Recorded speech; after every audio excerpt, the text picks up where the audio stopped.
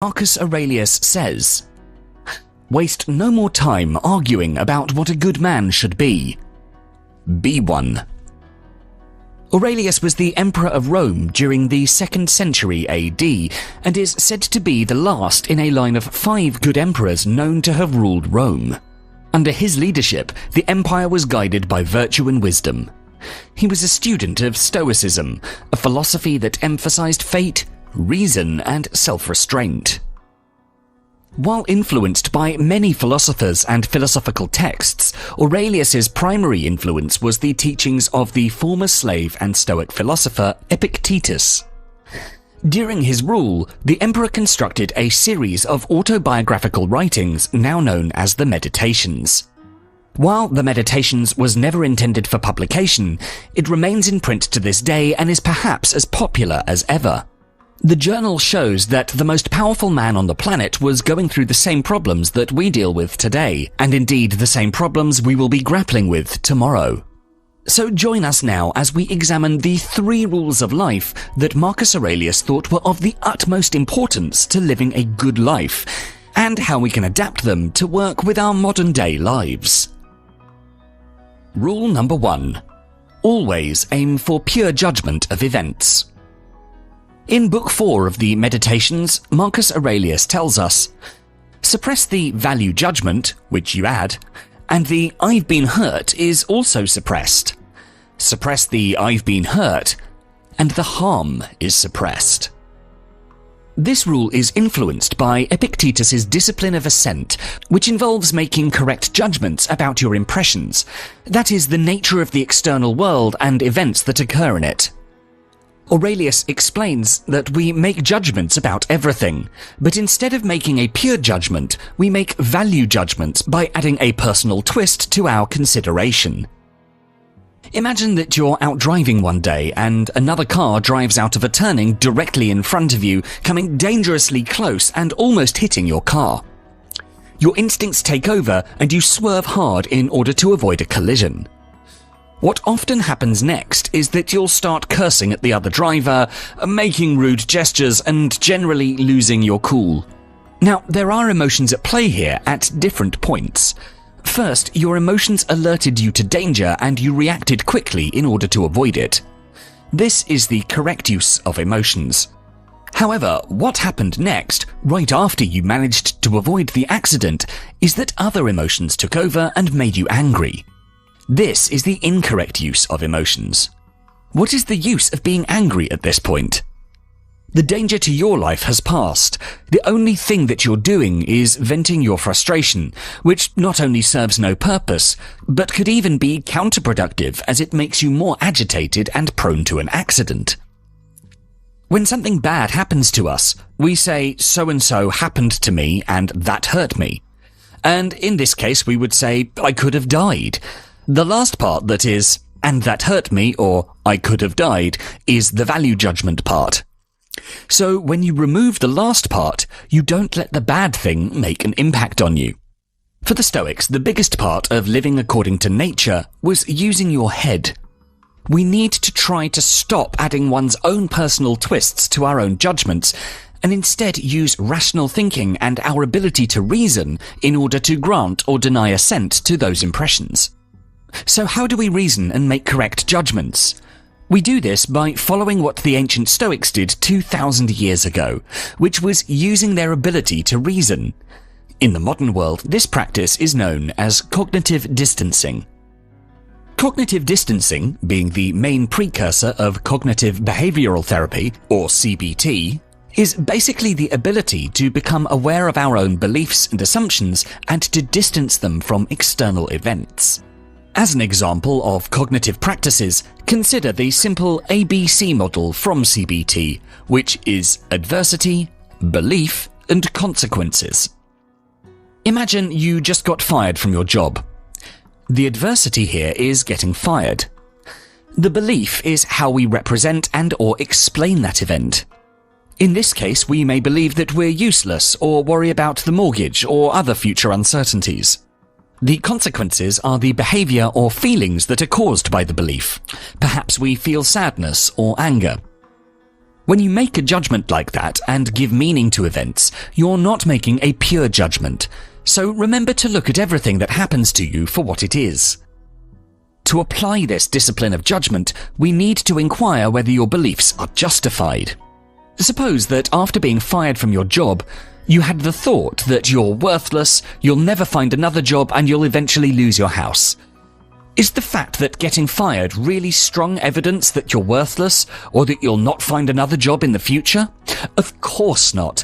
Of course there are other jobs available, and in time, if you work on yourself, you might well get something better than what you left.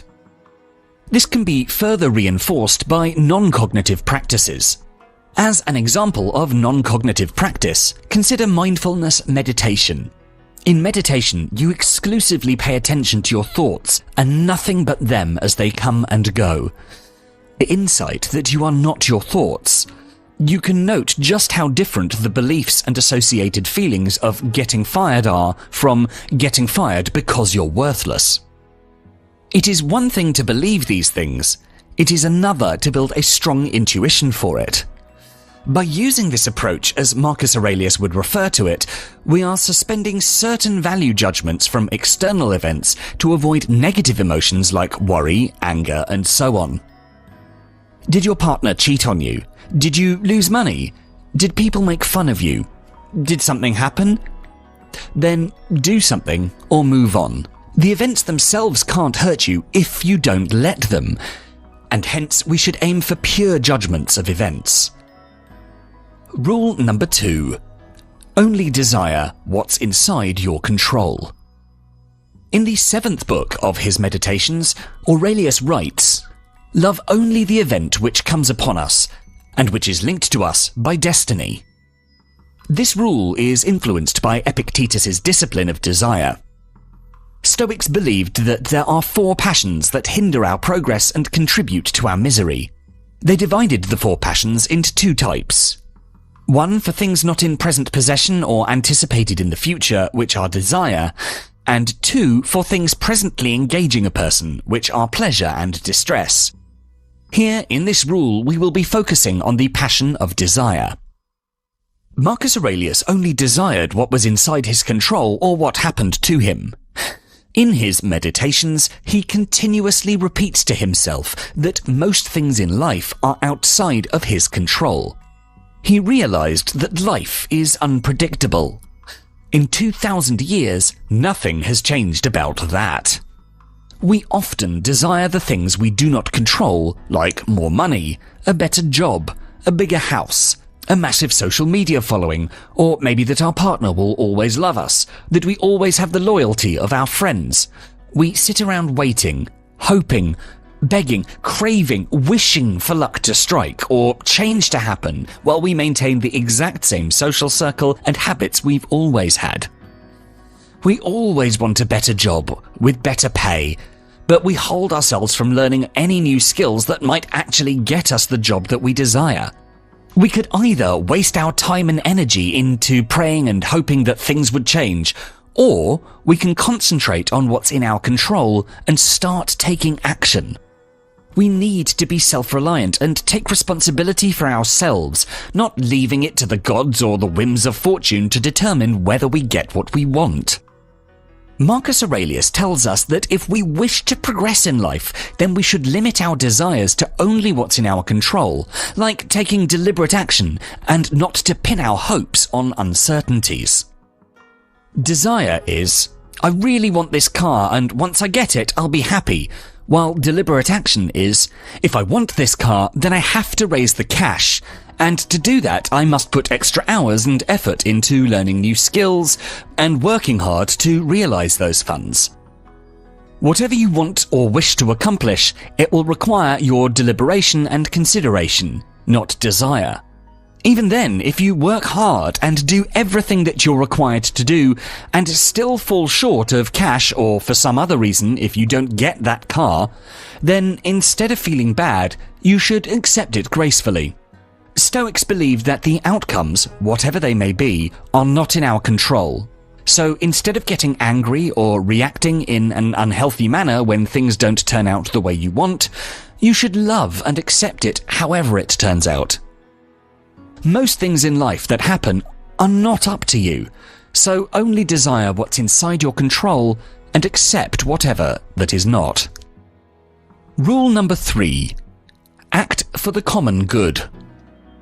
In Book 12 of his Meditations, we learn from Marcus Aurelius that, in the first place, nothing at random and nothing unrelated to some goal or end.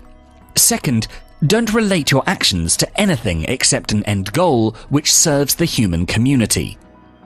This rule is influenced by Epictetus's discipline of action.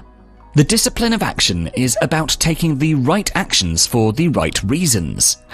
It's about what you should do. Marcus Aurelius was a man of action and reminds us that we need to remove impulses from our life and make our actions purposeful.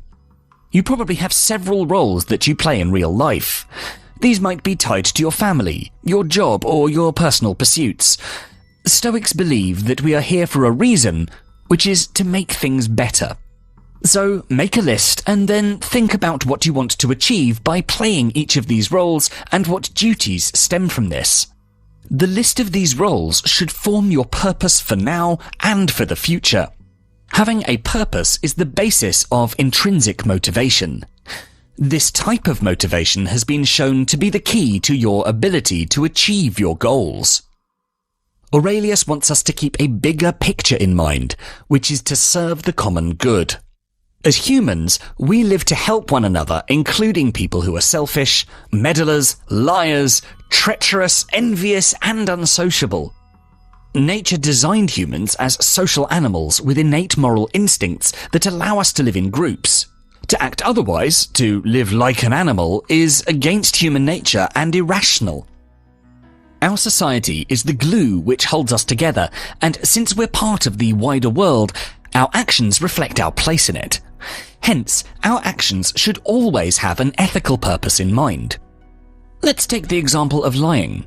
If you lie, this will reflect on you. People will no longer trust you, and that can have an impact on how they treat you in future.